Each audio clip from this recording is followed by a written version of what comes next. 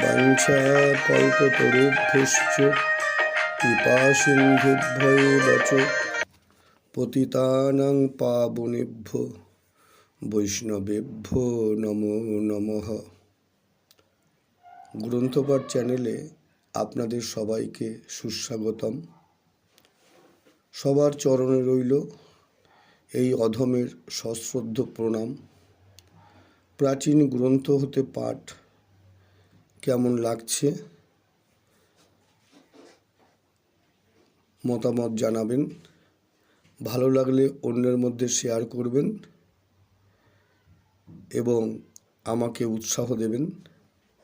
এই চ্যানেলের একটিমাত্র উদ্দেশ্য প্রাচীন গ্রন্থ থেকে আস্বাদন করা এবং আস্বাদন করানো। আজ যে গ্রন্থটি হাতে নিয়েছি, এই গ্রন্থটির প্রথম পর্ব কিছুদিন আগে প্রকাশ হয়েছিল। ছোট হরিদাসের শ্রীপাঠ টগরা। আজকে দ্বিতীয় পর্ব, যেখানে আমরা বিশ্রাম রেখেছিলাম তার পরের অংশ থেকে আস্বাদন করছি। যদি এই চ্যানেলে আপনারা নতুন হয়ে থাকেন তাহলে শেয়ার করে নেবেন। পিছনে অনেকগুলো প্রাচীন গ্রন্থ থেকে আস্বাদন হয়েছে, সেগুলো আস্বাদন করতে পারবেন। ছোট হরিদাস ভগবান আচার্যের নির্দেশ মতো মাধবী দেবীর নিকট হইতে তণ্ডুল আনিয়া প্রদান করিলেন। ভগবান আচার্য পরম প্রীতি সহকারে প্রভুর সেবা উপযোগী রন্ধন কার্য করিলেন। প্রভু মধ্যাহ্ন সময়ে ভোজনে বসিয়া সালান্য দর্শনে বলিলেন, এই উত্তম অন্ন কোথায় পাইলে? ভগবান আচার্য বলিল, মাধবী দেবীর নিকট হইতে ছোট হরিদাস মাগিয়া আনিয়াছে। প্রভু অন্নের প্রশংসা করিয়া ভোজন করত। গম্ভীরায় গিয়া সেবক গোবিন্দ দাসকে এক নির্দেশ প্রদান করিলেন। অন্ন প্রশংসিয়া প্রভু ভোজন করিলা, নিজ গৃহে আসি গোবিন্দেরে আজ্ঞা দিলা। আজি হইতে এই মোর আজ্ঞা পালিবা, ছোট হরিদাসে ইহা আসিতে না দিবা।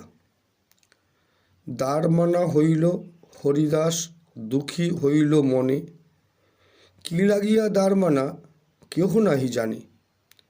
3 দিন হরিদাস করে উপবাস, স্বরূপাদি আসি পুছিলা মহাপ্রভুর পাশ। কোন অপরাধ প্রভু কইল হরিদাস, কি লাগিয়া দ্বার মানা করে উপবাস? প্রভু কহে, বৈরাগী করে প্রকৃতি সম্ভাষণ, দেখিতে না পারি আমি তাহার বদন। হরিদাসের দ্বার মানা হওয়ায় স্বরূপাদি ভক্তবৃন্দ বিহ্বল হইয়া পড়িলেন। কেহই ইহার কারণ অনুসন্ধান করিয়া পাইতেছে না। এদিকে গৌর পাদপদ্মে একান্ত স্মরণাপন্ন ছোট হরিদাসের উপর যেন বিনামেঘে বজ্রপাত ঘটিল। হরিদাস ব্যাকুলিত হইয়া উপবাসী রহিলেন। এদিকে স্বরূপাদি ভক্তগণ হরিদাসের সমব্যথী হয়ে প্রভুর নিকটে গমন করে হরিদাস বিষয়ে নিবেদন করলেন। হরিদাসের অপরাধ বিষয়ে জানিতে চাহিলে প্রভু বলিলেন, প্রকৃতি সম্ভাষণকারী বৈরাগীর মুখ দর্শন করি না বলিয়া অভ্যন্তরে গমন করিলেন। কয়েকদিন পরে ভক্তবৃন্দ প্রভু সমীপে আসিয়া হরিদাসকে ক্ষমা করিবার প্রসঙ্গ উঠাইলে প্রভু বলিলেন, আর দিন সবে মিলি প্রভুর চরণে, হরিদাস লাগি কিছু কইল নিবেদনে। অল্প অপরাধ প্রভু করহ প্রসাদ, এবে শিক্ষা হইল না করিবে অপরাধ। প্রভু কহে, মোর বশ নহে মোর মন, প্রকৃতি সম্ভাষী বৈরাগী না করে দর্শন। নিজ কার্যে যাহ সবে, ছাড়ো বৃথা কথা, পুনঃ যদি কহ আমা না দেখিবে হেতা। এত শুনি সবে নিজ কর্ণে হস্ত দিয়া, নিজ নিজ কার্যে সব চলিল উঠিয়া। প্রভুর দৃঢ় মনোভাব দেখে ভক্তগণ কর্ণে হস্ত দিয়া উঠিয়া চলিলেন। হরিদাসের দুঃখে ভক্তবৃন্দ চরম ব্যথিত হইয়াছে।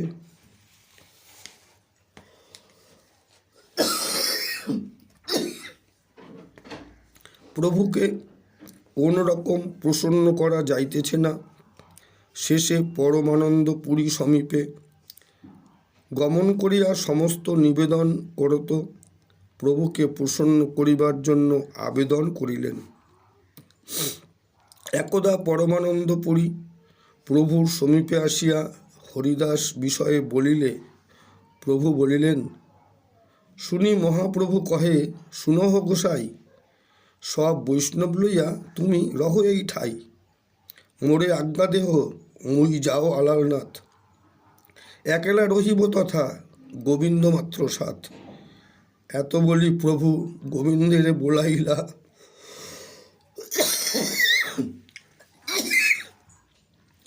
পুরীকে নমস্কার করি উঠিয়া চলিলা। আস্তে বাস্তে পুরী গোসাই প্রভুস্থানে গেলা, অনুনয় করি প্রভুকে ঘরে বসাইলা। যে তোমার ইচ্ছা তাহি করো, স্বতন্ত্র ঈশ্বর, কে বা কি বলিতে পারে তোমার উপর। লোকহিত লাগি তোমার সব ব্যবহার, আমি সব না জানি গম্ভীর হৃদয় তোমার। এত বলি পুরী গোসাই গেলা নিজ স্থানে। পরমানন্দ পুরীরও চেষ্টা যখন ব্যর্থ হইল, তখন অনন্যপায় স্বরূপাদি ভক্তগণ হরিদাস সমীপে গিয়া বলিতে লাগিলেন, হরিদাস, তুমি বিশ্বাস করো, আমরা সবাই তোমার হিতাকাঙ্ক্ষী। আমরা আপ্রাণ চেষ্টা করেও প্রভুকে প্রসন্ন করিতে পারিলাম না। তিনি স্বতন্ত্র ঈশ্বর, নিজ গুণে তোমাকে কৃপা করিবেনি। তুমি জিদ করিলে প্রভুর জিদ বাড়িবে, ফলে তুমি স্নান ভোজন করিলে আপনি ক্রোধ যাবে। এইভাবে তাহাকে সান্ত্বনা প্রদানপূর্বক স্নান ভোজন করাইয়া ভক্তবৃন্দ স্বস্থানে গমন করিল।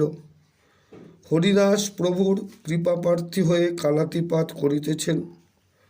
প্রভু যখন জগন্নাথ দর্শনে গমন করেন, তখন হরিদাস দূর হতে প্রভুকে দর্শন করে আত্মনিবেদন করেন, কতদিনে প্রভুর কৃপা হবে। এইভাবে 1 বর্ষকাল অতীত হইল, তথাপি প্রভুর কৃপার ইঙ্গিত পাইলেন না। তখন বিরহ বিক্ষেপে হরিদাস প্রভুর সঙ্গ লাভের আকাঙ্ক্ষায় প্রয়াগে গমন করত আত্মাহুতি প্রদান করিলেন।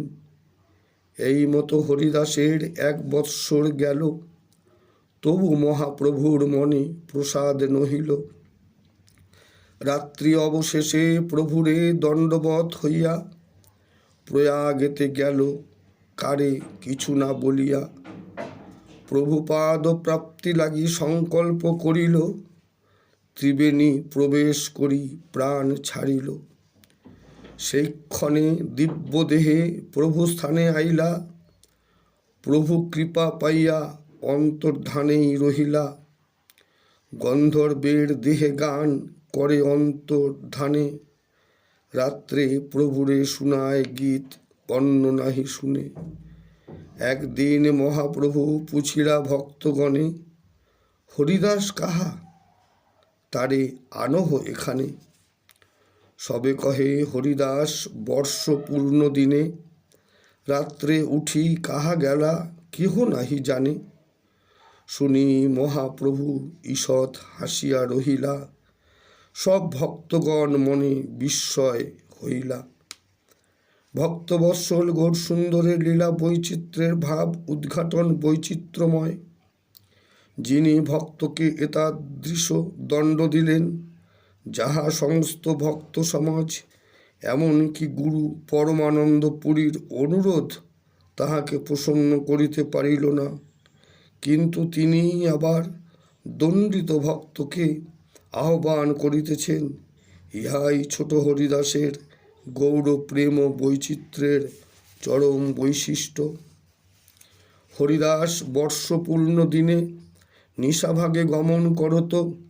প্রয়াগ তীর্থে আত্মবিসর্জন করিয়া গন্ধর্ব দেহে প্রভুর সমীপে থাকিয়া প্রভুকে কীর্তন শুনাইতে লাগিলেন। প্রভুবৃত্তের মিলন ঘটিল। তাই লীলারসিক গৌরসুন্দর ছোট হরিদাসের অপ্রাকৃত মহিমা বিদিত করিবার জন্য এক ভঙ্গির প্রকাশ করিলেন। একদিন জগদানন্দ, স্বরূপ, গোবিন্দ, কাশীশ্বর, শঙ্কর, দামোদর, মুকুন্দ আদি ভক্তগণ সমুদ্রে স্নানে গিয়া হরিদাসের কণ্ঠস্বর শুনিতে পাইলেন। একদিন জগদানন্দ, স্বরূপ, গোবিন্দ, কাশীশ্বর, শঙ্কর, দামোদর, মুকুন্দ সমুদ্র স্নানে গেলা সবে শুনে কত দূরে হরিদাস গায়েন যেন ডাকি কণ্ঠস্বরে।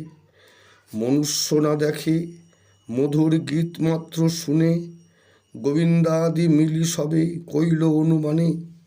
বিষ খাইয়া হরিদাস আত্মঘাতী হই কইল, সেই পাপে জানি ব্রহ্ম রাক্ষস হইল। আকার না দেখি তার শুনি মাত্র গান, স্বরূপ কহে এই মিথ্যা অনুমান।